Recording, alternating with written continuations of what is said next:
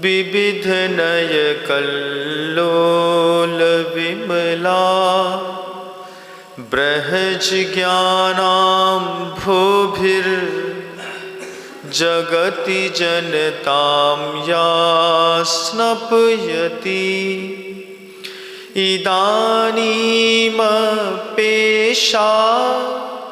बुद्ध जन्मरालय परिचिता महावीर स्वामी नयन पथगामी भवतु मे।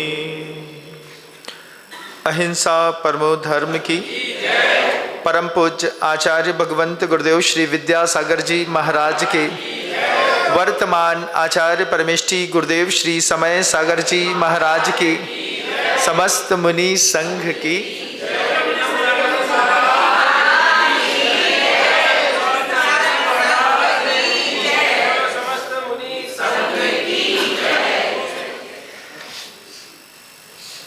आगम ग्रंथों में एक कारिका सर्वज्ञ परमेष्ठी के द्वारा उपदिष्ट है। कारिका है, भेद विज्ञानतः सिद्धा सिद्धा ये किल केचन अस्यैव अभावतो बद्धा बद्धा ये किल केचन। आचार्य दो पंक्तियों में कारिका को कह गए, बड़ी सहज है। भेद विज्ञानतः सिद्धा सिद्धा ये किल केचन अस्यैव अभाव तो बद्धा बद्धा ये किल केचन। भेद विज्ञान एक ऐसा शब्द है जिसके उपस्थिति में भेद विज्ञानतः सिद्धा, जितने भी सिद्ध हुए हैं वे सिर्फ भेद विज्ञान के कारण सिद्धत्व को प्राप्त हुए। सिद्ध का मतलब संसार छोड़ करके ऊपर जाना नहीं। सिद्ध का मतलब आप जहां भी हैं वहीं पर आप अपने आप को सिद्ध कर लीजिए, वहीं पर आप रह करके अपने आप को संतुष्ट कर लीजिए, वहीं पर रह करके अपने आप को आप सुखी कर लीजिए। जहां पर भी आप हैं, अपने घर में हैं, आपके घर में सारी अनुकूलता होगी ना। महाराज एक घर सोचा था, अच्छा घर बना लिया। हाँ महाराज, फ्रिज चाहिए था, आ गया। बड़ा मोटा वाला गद्दा चाहिए था, गद्दा आपके घर के अंदर आ गया। ठंडी थी, मोंटे कार्लो की रजाई मोटी वाली गोल्ड वाली प्रीमियम की 5000 का बुला लिया महाराज। उसके बाद महाराज एक हीटर भी लगा लिया, बड़ी एलसीडी स्क्रीन भी लगा ली। खाने के लिए 2 नेपाल से बुलवाए बनाने वाले, रोज मंचूरियन और दुनिया भर की चीजें बना करके अच्छा खिलाते हैं। पैसा भी चारों तरफ से आता है। कितनी अनुकूलता है ना घर के अंदर। हर चीज की अनुकूलता होने के बावजूद पूछ लें एक बार, क्या सुख से रह रहे हो उस घर के अंदर? बता दो मुझे, घर के अंदर रहते हो कि रहना पड़ता है? क्या बस आपने तो अपने जीवन की सबसे सुखद संयोजना जोड़ी है। जो आपके दिमाग में था और जो जो आप एकत्रित कर सकते थे, आपने अपने पुरुषार्थ का दमखम दिखा करके सब इकट्ठा कर लिया ना। अब तो कुछ नहीं चाहिए महाराज। अब एक साथ 2 शर्ट तो पहन नहीं सकते। 2 घड़ी डाल करके घूमोगे राडो की तो लोग बोलेंगे आइजा माजी सटके लाए। एक ही घड़ी से जब दिखाई दे सकता है, 2 पहन रहा है। अब 2 सलवार सूट एक साथ नहीं पहन सकते। 2 बड़ी कंपनी के जूते, ऐसा नहीं है कि एक जूता दूसरी कंपनी का, एक दूसरा जूती कंपनी का। जोकर कहलाएंगे महाराज। इसमें हीरे की, इसमें सोने की एक डाल लें तो लोग बोलेगा पूरा का पूरा सटक लिया। समझते ही होंगे आप। कारिका क्या कह रही है? भेद विज्ञानतः सिद्धा सिद्धा ये किल केचन। आप जहां पर भी हैं, जिस स्थिति पे हैं, वहीं पर अपने आप को सिद्ध करिए। मैं जहां पर हूं वहीं पे सिद्ध हूं, आप जहां पर हैं वहां पे सिद्ध होके दिखाइए। आप पूरी अनुकूलताओं के बीच में, सारी अनुकूलता आपके मर्जी की है। आपने सोचा BMW चाहिए, आप साल 2 साल की मेहनत करने के बाद एक BMW लाकर आपने खड़ी कर ली। आपने सोचा इसमें अपनी फैमिली को बैठा करके दुनिया घूम करके आना है, आप कश्मीर कन्याकुमारी उसी से घूम करके आए। डिक्की में आपने 5 लाख रुपए रखे, 25,000 रुपए के होटल में रुके, रोज के कमरे में। हर जगह आपने अपनी संतुष्टि के हिसाब से, जितना रेगिस्तान में हिरन दौड़ता है इतना तुम अपनी इच्छाओं के लिए दौड़े। आज आप बता दो, जिस मकान में रहते हो उस मकान से सुखी हो कि नहीं? क्या दिक्कत है? अब क्या दिक्कत है? 4-5 लोग मुझे दिक्कत बताओ अपने घर के अंदर। महाराज कोई दिक्कत नहीं है। कोई दिक्कत तो होती होगी महाराज। कुछ नहीं, सब अच्छा है महाराज, उसके बाद भी बहू से नहीं बनती। सब अच्छा है ना घर के अंदर? सब अच्छा होने के बावजूद बड़ा लड़का हमसे 5 साल से बात नहीं करता। सब अच्छा होने के बावजूद महाराज 17 साल साथ में रहने के बाद पत्नी घर छोड़ करके किसी और के साथ रहने चली गई। उस घर में किस बात की कमी है? जिस घर में आपने सारी अनुकूलता अपनी मर्जी की इकट्ठी करी है, किसी से पूछ के नहीं, आप अपने पुरुषार्थ के, आप अपने कर्म के खुद के राजा है ना, अपनी मर्जी से सब इकट्ठा कर लिया। अब बताओ इतनी अनुकूलताओं में सुखी हो कि दुखी हो? एक बार अंतर मन से बोलना, महाराज सब है, लेकिन सब होने के बावजूद भी लगता है कि अपने इस घर में क्या है। ऐसी वाइब्स आपको अंदर से आती होगी। रात में जब खांसते होगे और जब देखते होगे कि मेरी बस को नींद नहीं आ रही है, लड़के बहू आराम से सो रहे हैं, नाती पोते आराम से सो रहे हैं, कुत्ता भी आराम से सो रहा है, बस तुम ही आराम से नहीं सो पा रहे हैं। क्यों? कुत्ता भी सो रहा है,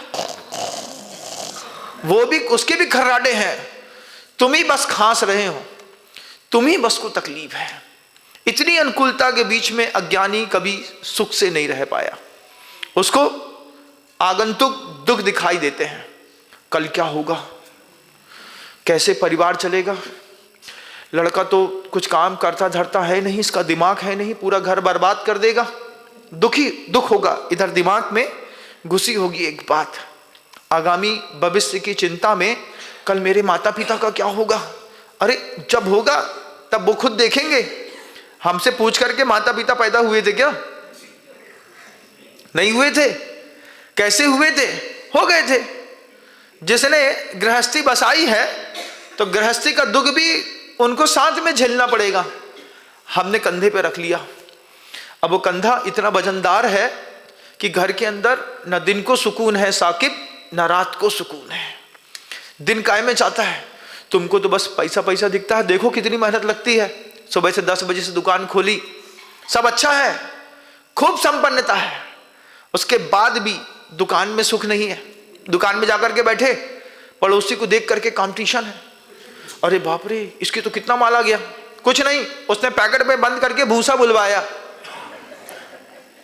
बुलवाया, बोला कुछ नहीं करना, 4 गट्ठे भूसे जो है ना कार्टून में पैक करके रोज हमारे यहाँ बेचते रहना।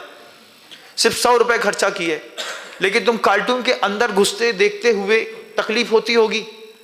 कोई जनरल स्टोर वाला होता है, वो क्या करता है, जितना भी दिन भर में कचड़ा इकट्ठा होता है वो रोड में फेंकता चला जाता है। निकलने वाले देखते चले जाते हैं, कितना कागज पड़ा है, कितने डब्बे पड़े हैं, कितनी ये पड़ा है, कितना माल बेचा होगा। कितनी आकुलता है कि नहीं? आकुलता का कारण अज्ञान। अच्छी सुविधाओं के बीच में आप दुखी हैं। आपको आगंतुक दुख का हमेशा भास रहता है। आपको हर चीज की सुविधा के बीच में इस चीज की तकलीफ है कि कल क्या होगा। भेद विज्ञानतः सिद्धा, भेद विज्ञान से अपने आप को सिद्ध करने की कोशिश करिए। मैं आपको दुनिया की 6 बहुचर्चित मौत के बारे में दिखाना चाहता हूं। जो 6 लोग ऐसे जो दुनिया में बड़ी दमखम रखने वाले थे, लेकिन ऐसी मौत मरे उसका कारण मात्र एक चीज थी, उनके अंदर भी भेद विज्ञान उत्पन्न ना हो पाया। सबसे पहले देखिएगा लक्ष्मण को। लक्ष्मण नारायण कहलाते थे, 3 खंड के अधिपति कहलाते थे। 3 खंड बहुत होता है, हर चीज की सुविधा थी लक्ष्मण के पास। राम के प्रति इतनी गजब की आसक्ति थी, 2 देवताओं ने ऊपर से आकर के सिर्फ परीक्षा मात्र करी। किस बात की? कि सुना है लक्ष्मण राम से बहुत प्रेम करते हैं, राम भी करते हैं कि नहीं? हाँ, पता कर लेते हैं। बस जाकर के 2 देवताओं ने कौतुक के बसात इतनी सी बात कही कि राम युद्ध में मृत्यु को प्राप्त हुए हैं। इतना शब्द सुनने मात्र में नारायण ने अपना प्राण छोड़ दिया। जैन दर्शन कहता है ये बात कि लक्ष्मण के इतने शब्द सुनने पर हा राम कहते हुए और पखेरु उड़ गया। क्या हुआ? 3 खंड का अधिपति भाई के मोह में मृत्यु को प्राप्त हो गया। आप लोग भी 3-4 खंड के अधिपति तो होंगे, है ना? एक घर बनाया होगा, 3 खंड तो होगा ही होगा, कम से कम 2 खंड अधिपति होंगे, कोई 3 खंड अधिपति होंगे, कोई 6 खंड के भी अधिपति होंगे, और किसी के 3-3 खंड के 6 मकान होंगे तो वो 18 खंड के भी अधिपति होंगे। आप लोग भी कम नहीं है। लेकिन अज्ञान ऐसा सिर पर भारी है कि लक्ष्मण राम के मोह में, सोचो नारायण होकर के छोटा सा शब्द ना समझ पाया भेद विज्ञान का। इतना सा मैं अलग वो अलग, मोह की कैसी मजबूत ग्रंथि थी कि मृत्यु का समाचार सुनने मात्र से अंतर मन के अंदर कितनी वेदना हुई होगी, कितना इष्ट वियोगज 8 ध्यान किया होगा, कितना किया होगा। कभी आगम ग्रंथों से कल्पना करिएगा, दुनिया की सर्वाधिक चर्चित मृत्यु के बारे में आपको दिखा रहा हूं, कितना अर्थ ध्यान किया होगा। मेरा प्रिय चला गया, इतना धक्का लगा, प्राण पखेरु उड़ गए। पूरी की पूरी आयु के निषेक अंतर मुहूर्त में एक साथ स्खलित हो गए। शब्दों में कितनी ताकत थी, और उसके बाद मोह की ग्रंथि कितनी मजबूत थी। इतनी मजबूत मोह की ग्रंथि हमको नहीं बनानी भैया। जो मौत उसकी हुई वो भगवान हमको न दे। कुत्ते की मौत भी अच्छी है, टक से कुचल करके चला गया होगा तो भी अच्छा मान लेंगे, लेकिन मोह की मौत बहुत बुरी है। इस मोह की मृत्यु में 70 साल का व्यक्ति आज भी 8:30-9 बजे चाबी लेकर के दुकान खोलने चला जाता है। कुत्ते की जिंदगी जी रहा है, रात भर लखवाली करते में गई, सुबह सोकर के उठा, बेटा हम तुम्हारी दुकान खोल देते हैं। कितना मोह है। 70 साल में जब तुम अपने परिवार की व्यवस्था नहीं बना पाए तो क्या मरते मरते बना के चले जाओगे? नहीं। तो आचार्य कहते हैं भेद विज्ञानतः सिद्धा सिद्धा ये किल केचन असैव अभाव तो बद्धा। इसके अभाव में जो बंधा हुआ है उसको बड़ी दुनिया की सबसे दर्दनाक मौतें मिलती हैं, सबसे दर्दनाक मौतें। आप दूसरा उदाहरण देखिएगा। जैन दर्शन में तो महाराज दशरथ को मुनि बन करके और साधना करके मुक्ति गमन के लिए बताया है, लेकिन वैदिक संप्रदाय का देखिएगा। राम के वियोग में इतनी पीड़ा हुई कि हे राम कहते हुए उन्होंने प्राण छोड़ दिया। पिता पुत्र से इतना स्नेह रख रहा है, इतना हित कर रहे हैं हम उसको कितना पढ़ाते हैं लिखाते हैं। कोट चाहिए कोट ले लो, पैंट चाहिए पैंट ले लो, प्रॉपर्टी चाहिए प्रॉपर्टी ले लो, पैसा चाहिए पैसा ले लो, सोना चाहिए बेटा, हाँ बेटा तू ये सोना भी रख ले, कर हित जिनके हित पाप तू चला नरक के द्वार। दूसरे के लिए हित हो जाए हमारे बच्चे का। कैसा मोह है। कितना चाट रहे हो अपने बच्चे को, कितना चाटोगे। चाट करके महाराज दशरथ ने भी रामचंद्र जी को बहुत स्नेह किया और वियोग न सह पाए। इष्ट वियोगज आर्त ध्यान में रामचंद्र जी के निमित्त से सनातनी परंपरा कहती है दशरथ जी ने प्राण छोड़ दिया। जैन दर्शन कहता है वैराग्य को स्वीकार करके मुनि बन गए। लेकिन आप सोचिए, क्या आपका मोह भी महाराज दशरथ के जैसा तो नहीं है कि अगर मान लो पुत्र थोड़ा सा रुष्ट हो जाए तो हे राम कहते हुए तुम भी अपना प्राण तो नहीं छोड़ दोगे? नहीं महाराज, हम नहीं छोड़ेंगे। चर्चित मौत है दुनिया की, सबसे पहली लक्ष्मण की। भाई के चक्कर में इतना अपने आप को रमा लिया कि समझ भी ना पाया कि मैं अलग हूं और ये अलग है। दशरथ राम के मोह में पिता पुत्र का संबंध इतना गहरा हो गया, समझ ना पाया कि मैं अलग हूं, राम का पुण्य और पाप अलग है। एक राम का नाम लेते मरा दशरथ, एक राम का काम करते हुए मरा जिसका नाम जटायु था। दुनिया की चर्चित मौतें। माता सीता का अपहरण हुआ, जटायु पंछी था। आप जगदलपुर कभी जाएंगे तो जगदलपुर के नक्सलाइट एरिया में एक गांव है जिसका नाम है गीदम, उसका नाम था गिद्धम। वह उसी गीत की कहानी है कि लोग कहते हैं कि जटायु ने रावण को यहीं पर रोका था ऊपर जाने के लिए। मैं वहां पर हो करके आया बंधुओं, वहां पर जाकर के पूछा गीदम नाम कैसे पड़ा, तो हमारा गिद्धम नाम था। जब रावण माता सीता को यहां से लेकर के जा रहा था तो गिद्ध और रावण का, जटायु और रावण का युद्ध यहीं पर हुआ। और यहीं पर युद्ध होने के बाद रावण ने गिद्ध का जब पूरा छत विच्छत कर दिया, वो राम का काम करते हुए गिद्ध मरा। अंतिम समय की स्थिति ऐसी हुई कि मरते समय में उस गिद्ध को राम की गोद मिल गई, राम की गोद में मरे जटायु। एक चर्चित मौत और है। कैसी चर्चित मौतें हैं? लक्ष्मण की। दूसरी बहुत चर्चित मौतें हैं दशरथ की।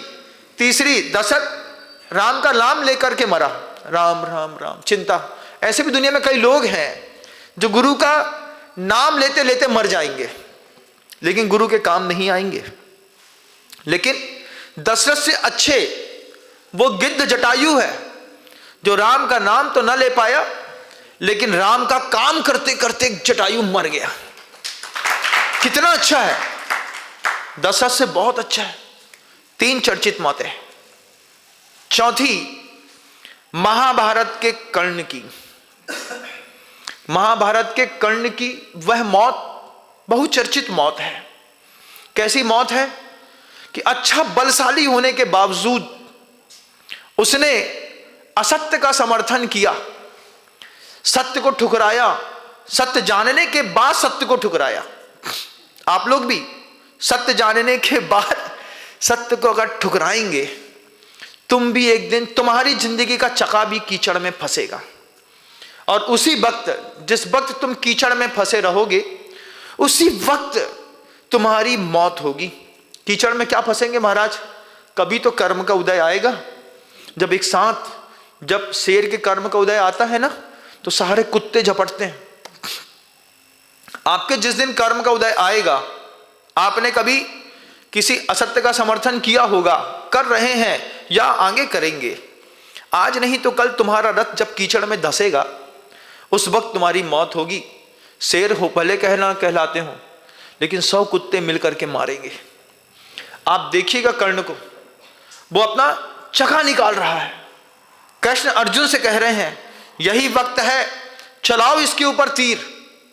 वही युद्ध के क्षेत्र पर कर्ण को मृत्यु मिल गई। अर्जुन कहते हैं कृष्ण से, नहीं, अनीति होगी। कृष्ण कहते हैं जब राजसभा में बैठ करके द्रौपदी के ऊपर लांछन लगा रहा था, तब क्या ये नीति कर रहा था? उसके पहले इसको बता दिया गया था कि द्रौपदी तुम्हारी बहू है। उसके बाद भी उस पर लांछन। आप लोगों ने भी कभी किसी के ऊपर लांछन तो नहीं लगाया? परिवार वालों के ऊपर बिना देखा सुना? डोमेस्टिक वायलेंस तो चलते होंगे। सास की बहू से नहीं बनी तो बहू ने दहेज प्रताड़ना का केस लगा करके डोमेस्टिक वायलेंस। पता चला पिता पति पुत्र जितने भी हैं सब घूम रहे हैं। सब कहां घूम रहे हैं? कहीं ना कहीं तो जा रहे हैं।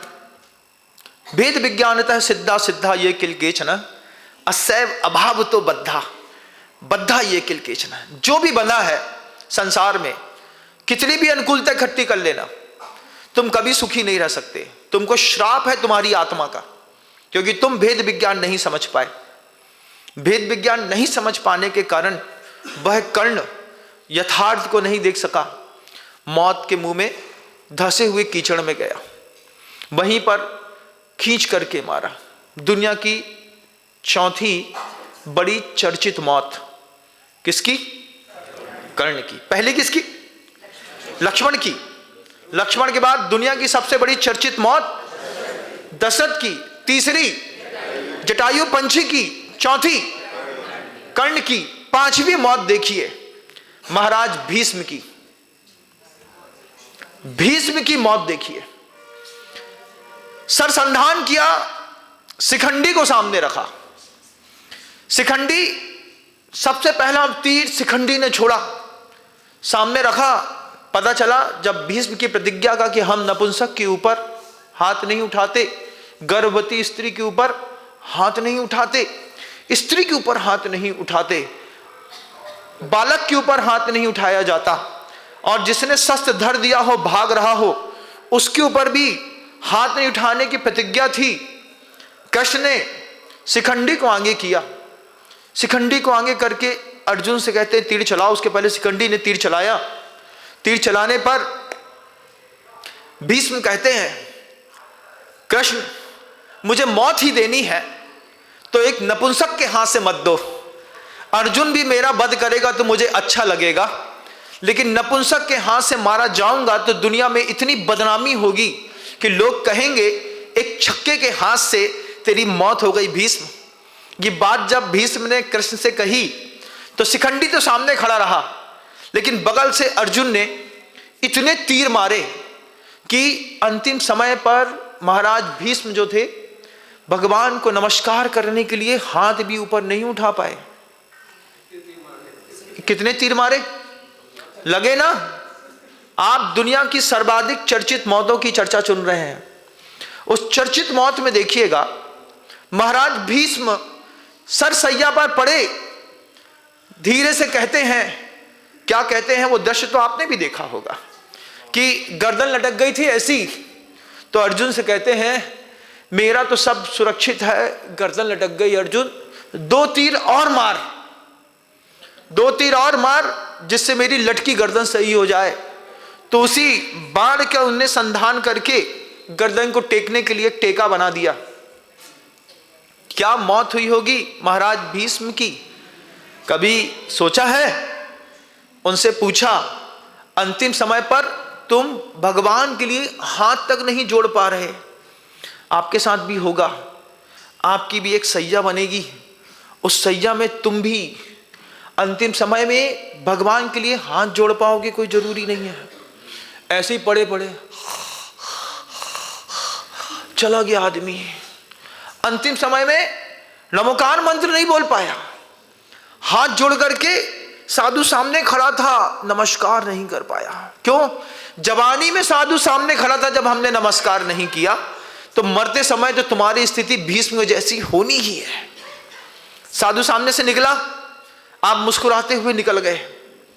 हमने रास्ते में देखे श्वेतांबर बंधुओं को, दिगंबर साधु भी विहार करे तो गाड़ी के अंदर से हाथ जोड़ करके नमस्कार कर लेते हैं ऐसे ही, जब तक महाराज के सामने से नहीं निकल जाएंगे तब तक नमोस्तु नमोस्तु नमोस्तु ऐसा कर लेते हैं।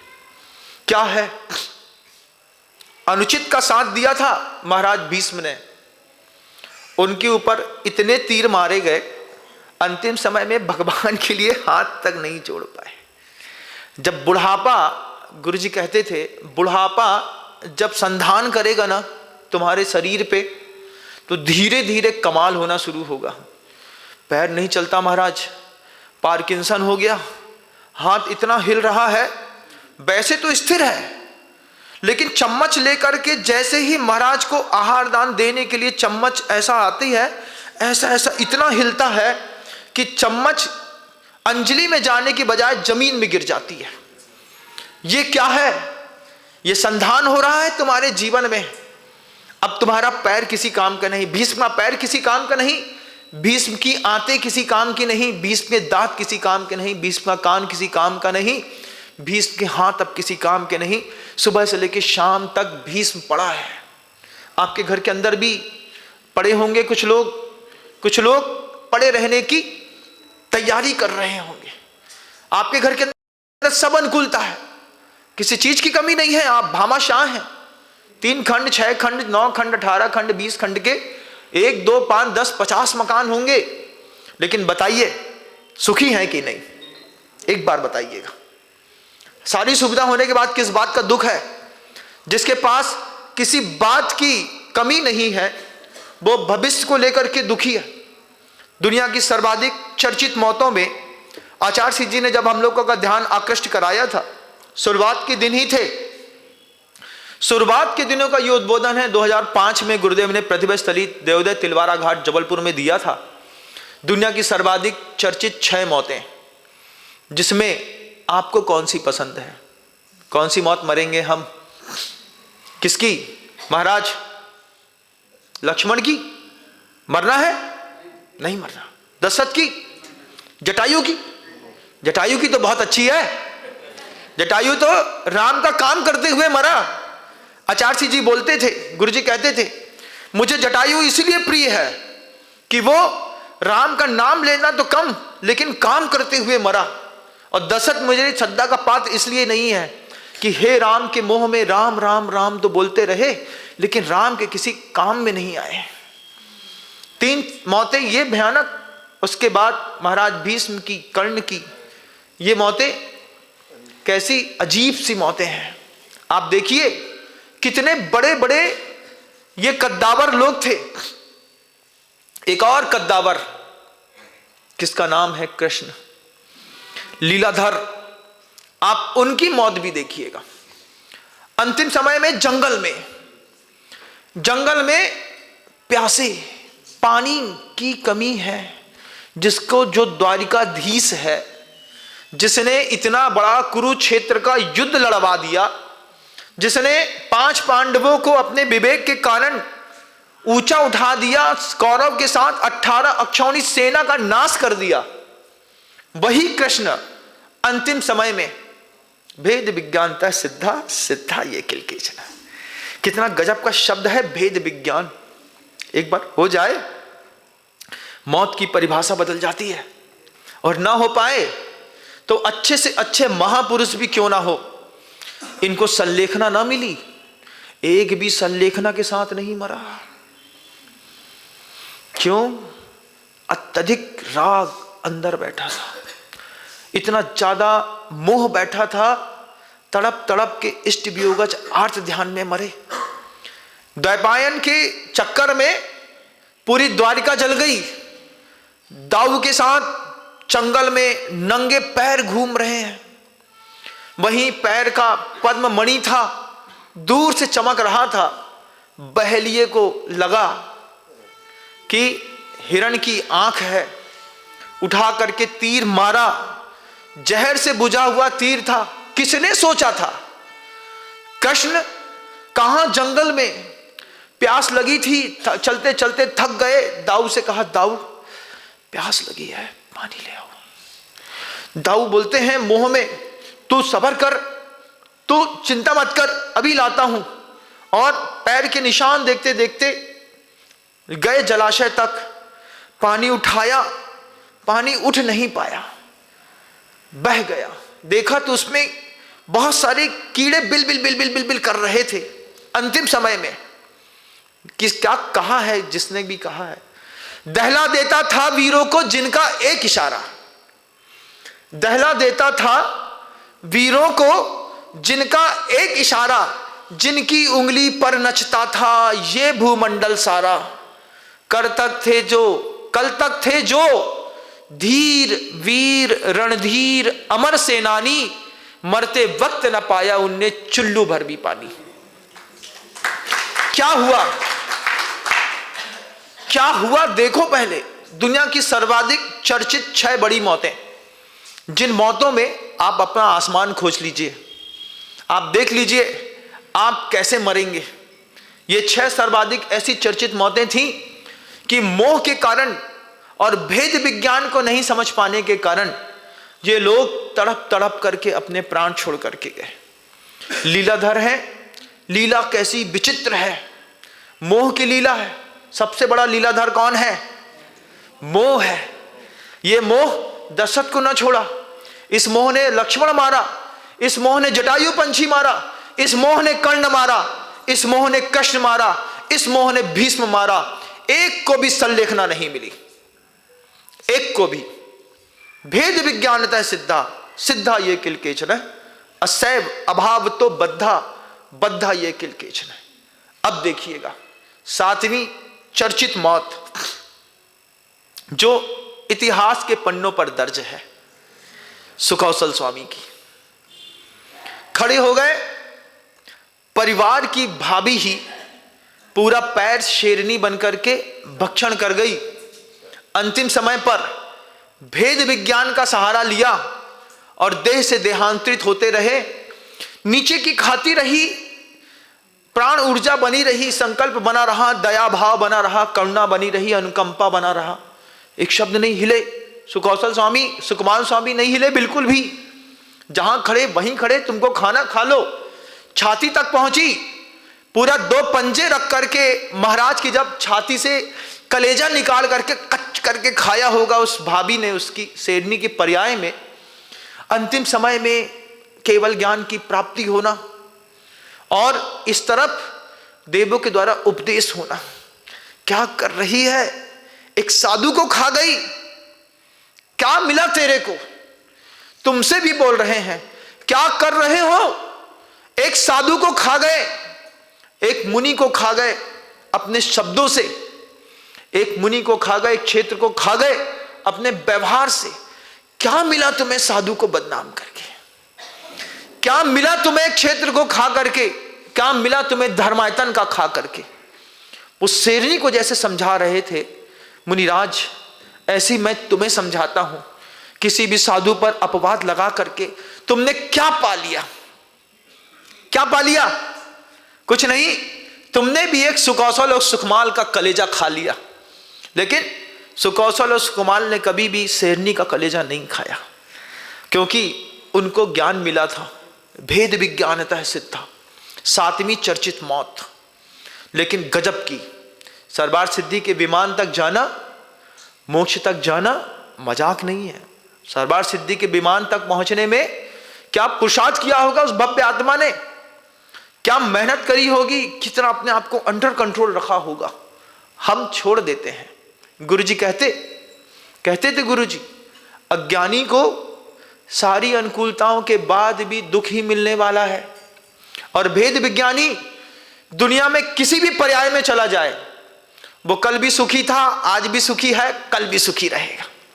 गुरुदेव दुनिया छोड़ करके चले गए, लेकिन भेद विज्ञान समझ करके और भेद विज्ञान का पाठ सिखा करके चले गए।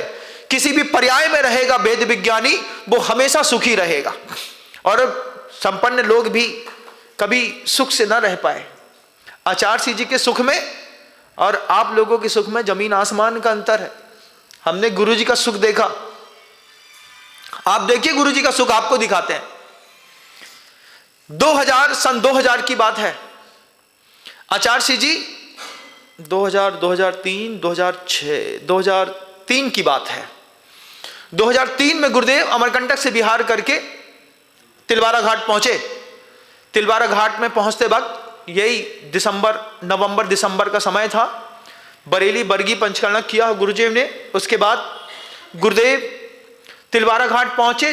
दिसंबर की ठंड में नर्मदा के किनारे ओले गिर करके बारिश हो गई, और बारिश होने के बाद जब पता चला कि गुरुजी तिलवारा घाट आ रहे हैं, तो उसमें करीब आधे पैर का कीचड़ था। पानी झमाझम बरस रहा था। दिसंबर में ओला गिर चुका था।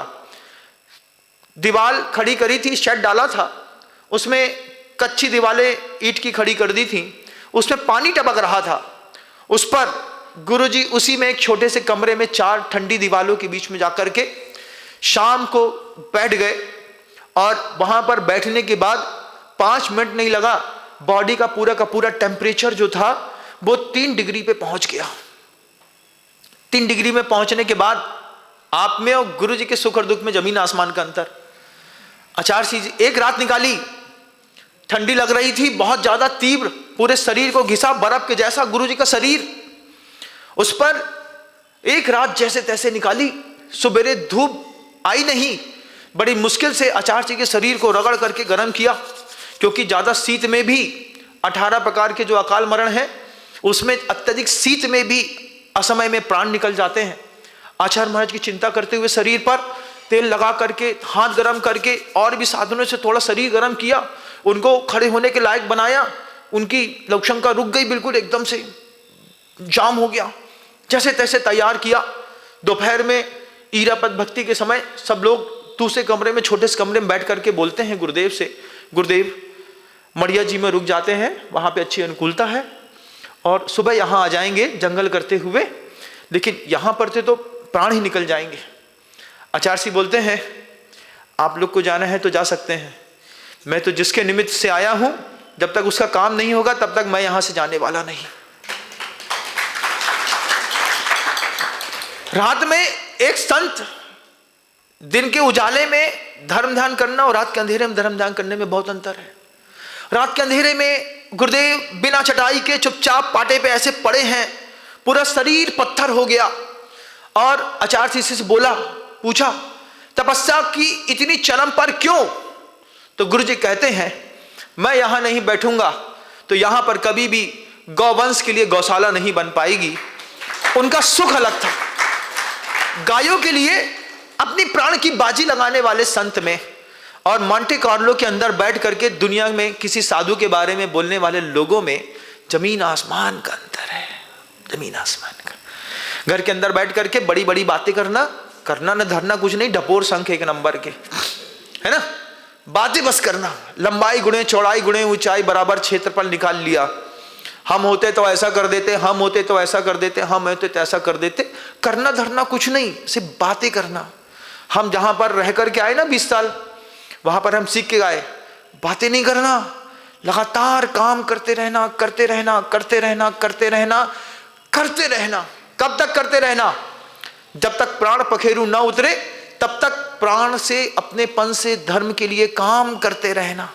अलग शिक्षा है दोनों तरफ की, उधर की अलग है, इधर की बिल्कुल अलग है।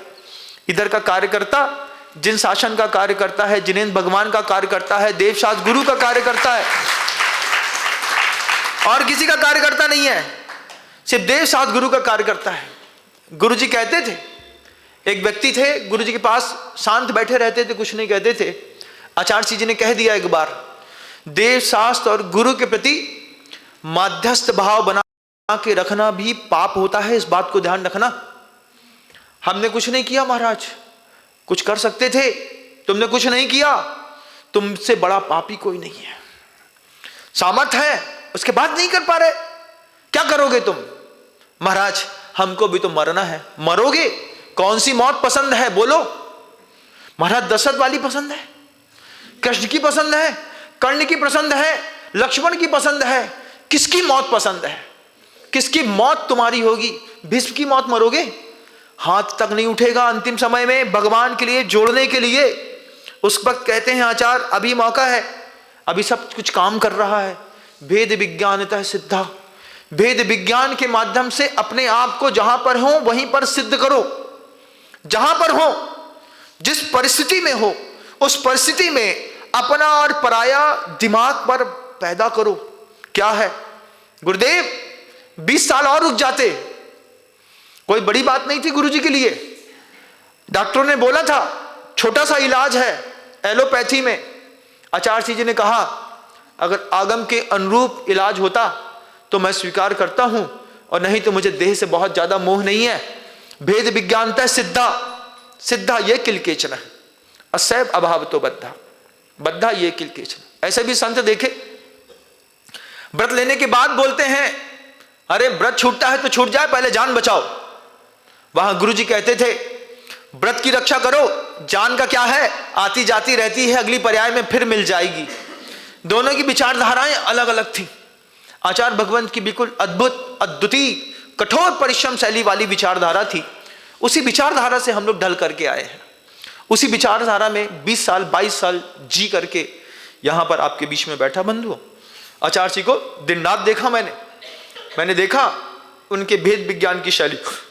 आचार्य जी को जब बताया, प्रधानमंत्री नरेंद्र मोदी ने खुद 4 आयुष मंत्रालय के बड़े डॉक्टर भेजे थे, फ्लाइट से आए थे, आचार्य जी को देखा, गुरुजी से कहा गुरुजी छोटा सा इलाज है, अभी कुछ नहीं होगा, बहुत जल्दी सब ठीक हो जाएगा और आपको भी बहुत आराम लग जाएगा, शरीर स्वस्थ हो जाएगा, आपकी संसार को जरूरत है।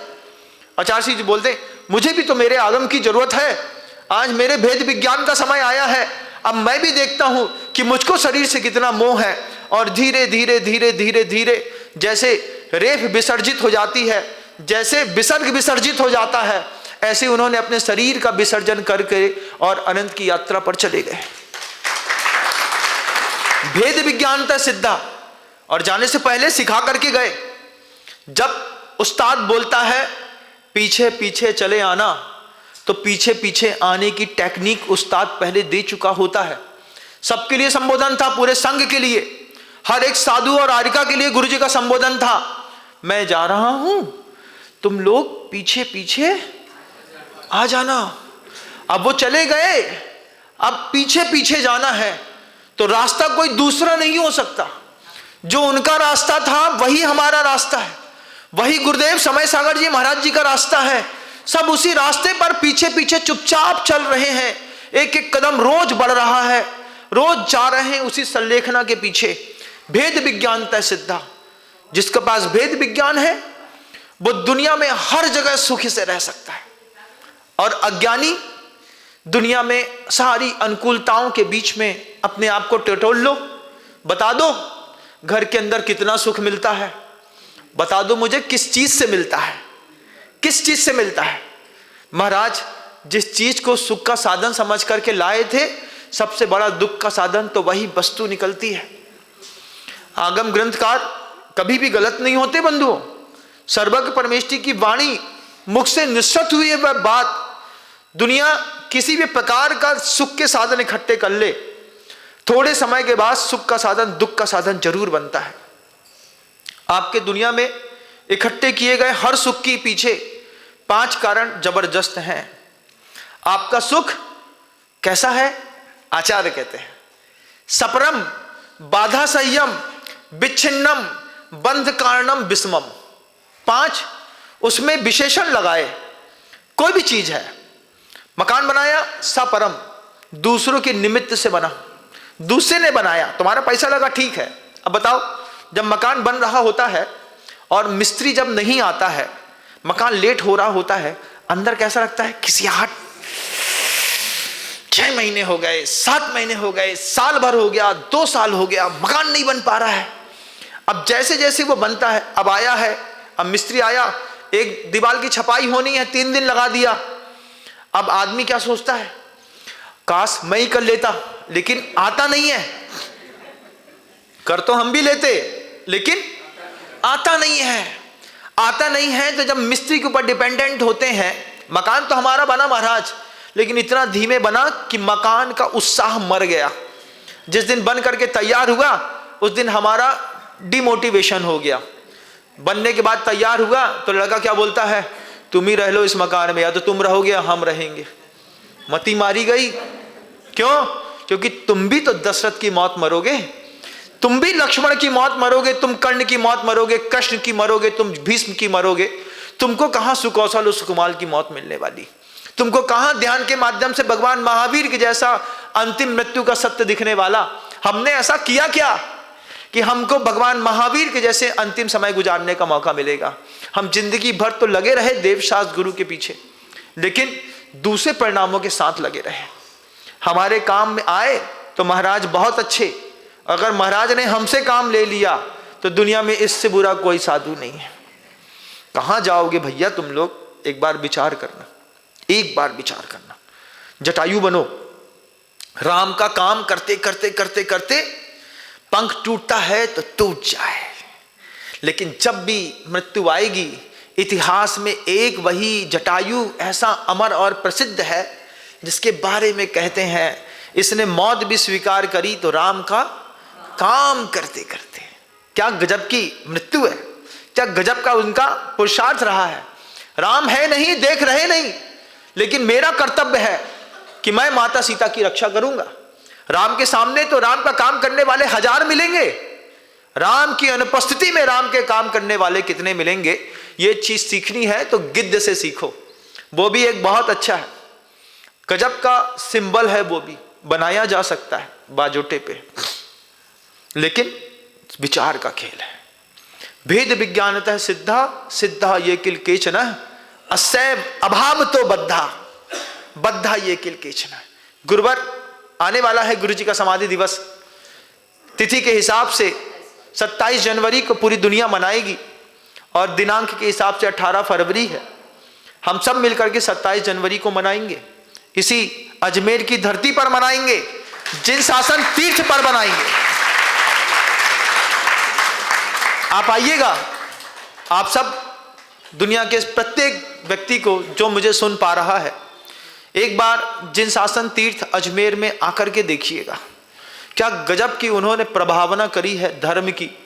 पैसा आया तो जैसे लोग शरीर से मल छोड़ते हैं, इस तरीके से उन लोगों ने पैसा छोड़ करके तीर्थ को में लगा करके उस तीर्थ को जीवंत कर दिया है।